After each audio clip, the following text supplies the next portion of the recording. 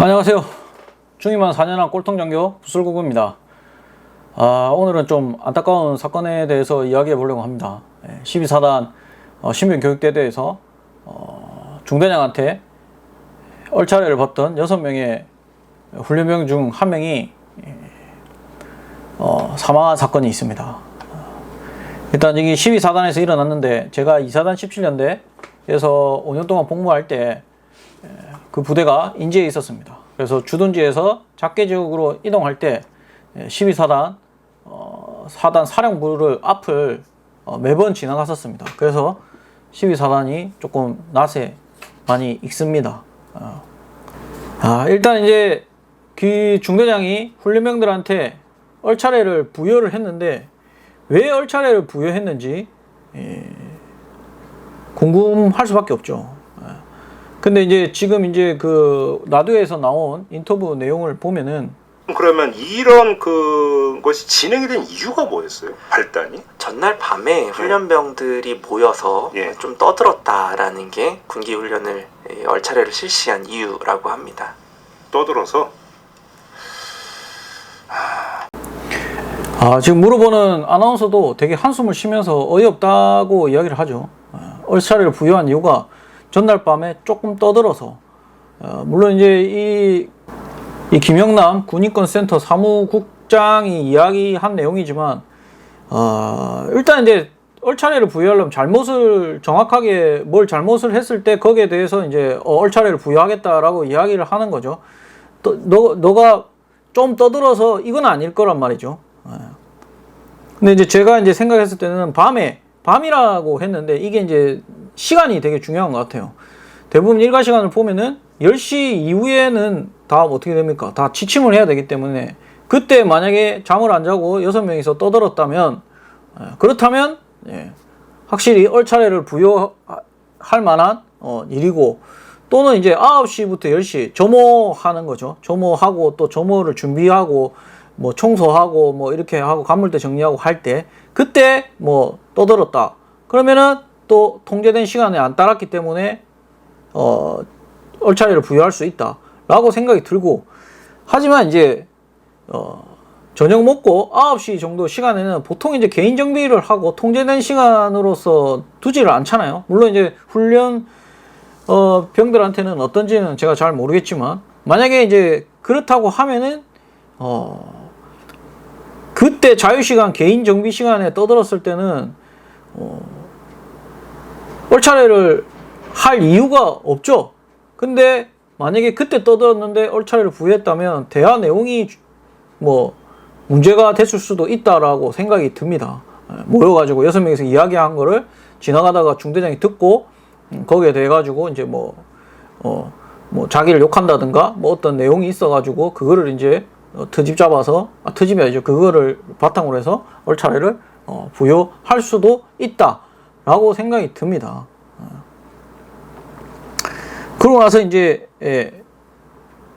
다음 날 지나고 병력들한테 완전 군장에 연병장을 도는 지시를 하죠. 그런 얼차례를 부여를 합니다. 지금 뭐 얼차례 규정 이게 최신 버전인지는 모르겠습니다만은 제가 이렇게 본 규정에는 1, 2병들은 띵거름 구보를 1회에 한해서 2km 이내 단독 군장으로 실시하게 되어 있습니다. 근데 이 중대장은 완전 군장으로 실시를 합니다. 일단 이게 대해서 규정을 위반한 거죠. 그리고 조금 저는 의아스러운 게, 원래 신병 교육 대대에서는 의외로 엄청나게 규정과 방침을 철저하게 적용한다고 저는 생각을 하거든요. 일반 야전 부대보다. 근데 이게 이제 연병장에서 이렇게 돌고 있기 때문에 지나가는 간부나 뭐 또는 대대장이나 다른 사람들이 다 볼 거란 말이죠. 병사들도 다 볼 거고. 근데 아무도 거기에 대해서 규정 위반했는데 뭐 어떤 터치도 없었고 아무 말도 없었다라는 게 조금 이제 저는 이제 이해가 안 되거든요. 그걸 당당하게 또 중대장이 했고, 근데 대위 정도 되면은 대대에서 뭐를 할 수 있는 사람은 그렇게 많지는 않지만, 그래도 연병장에서 하면, 연병장은 보통 부대에서 보면은 모두 다 볼 수 있는 그런 공간이거든요. 그래서 이제 뭐 예를 들어서 저희 때만 하더라도 완전 군장해가지고 연병장에 돌면은 다 보기 때문에 전부 다 뭐 때문에 그러냐고 다 궁금해 합니다. 그러면서 뭐 이렇다 저렇다, 그러면은 조심해야겠구나, 저래서 저렇게 하는구나 하면서 조금 전시 효과 같은 그런 느낌이 드는, 그러니까 전시 효과 같은 좀 그런 게 있기는 있습니다. 근데 이 중대장은 육군 얼차례 규정 방침 이런 거를 전혀 고려하지 않고 이런 얼차례를 부여를 합니다. 심지어 여기에 선착순, 팔굽혀 펴기, 그 다음에 군장의 무게가 그렇지 못하다고 채까지 넣으라고 지시도 하고, 이거는 명백히 가혹행위죠. 그리고 이제 이 보면 윤일병이 사망한 이유가 열사병 내지 탈진이라고 판단이 저는 이제 생각이 들거든요. 이 경험이 저도 많이 있습니다. 군대에서 가장 이제 어떻게 보면은 병력들의 훈련이나 아니면은 뭐 얼차례나 뭐 모든 것을 할 때 가장 중요시 생각하는 게 이제 혹서기 때 탈진 또는 일사병, 더위 먹는다고 그러죠. 그러면은 이거는 체력이 좋은 사람도 감당해낼 수가 없습니다. 지금 보시면 이 영상 하나가 있는데 이게 진짜 사나이 2에 나왔던 건데, 존대 안 하는데 존대해서 말씀드리는 1번 1번 확실히 말씀하세요. 이번에 해서 안 되면 날짜 없어요 진짜. 힘세요.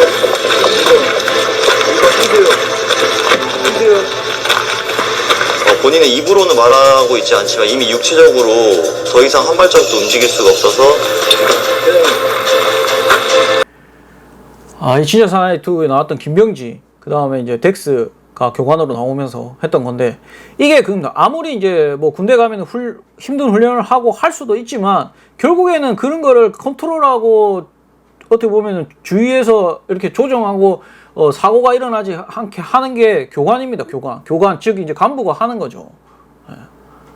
지금 같은 경우도 김병지 같이 체력이 좋고 뭐 물론 나이는 있지만 의지가 강한 사람이지만은 자기 몸을 컨트롤할 수가 없는 지금 상황이잖아요. 이걸 누가 판단해야 되냐? 간부가 판단해야 됩니다. 본인이 판단할 수가 없습니다. 분명히 이게 쓰러졌는데 쓰러지기 전에 그거를 간부가 직접 보고 판단해가지고 빨리 조치를 해야 되는 거죠. 이런 거는 대위 정도 되고 뭐 하면은 이런 경험은 당연히 다 갖고 있어야지. 혹서기에 당연히 더위를 먹고 그 다음에 탈진할 수도 있고 그랬을 때 어떻게 조치를 해야 되느냐. 원래는 이제 그늘에다가 옮겨가지고 모두 있는 장구류 다 해체시키고 전투화끈 다 풀고 양말 다 벗기고 바지 버클도 벗겨가지고 해서 그런 조치를 해야 됩니다. 근데 이런 걸 전혀 생각지도 않았던 거죠. 혹서기 저희 같은 경우는 03년도 같은 경우도 이제 그 기온이랑 실제 체감 지수랑 이걸 판단을 합니다. 해가지고 어느 정도 이상이 올라가면 아예 야외 훈련을 하지를 않습니다. 근데 지금 5월 달에 기온이 갑자기 더워졌다가 갑자기 추워졌다가 그렇게 됐었죠. 더운 날은 거의 여름에 준하는 어떤 그런 뭐라고 해야 되나, 그런 기온 변화도 있었고, 이런 것들을 다 판단을 해야 됩니다. 중대장은 아무나 하는 게 아닙니다.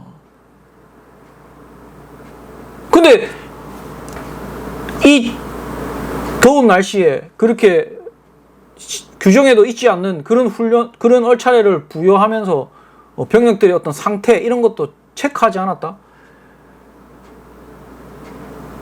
거의 뭐 저는 이제 말이 안 된다고 생각을 합니다. 그리고 이제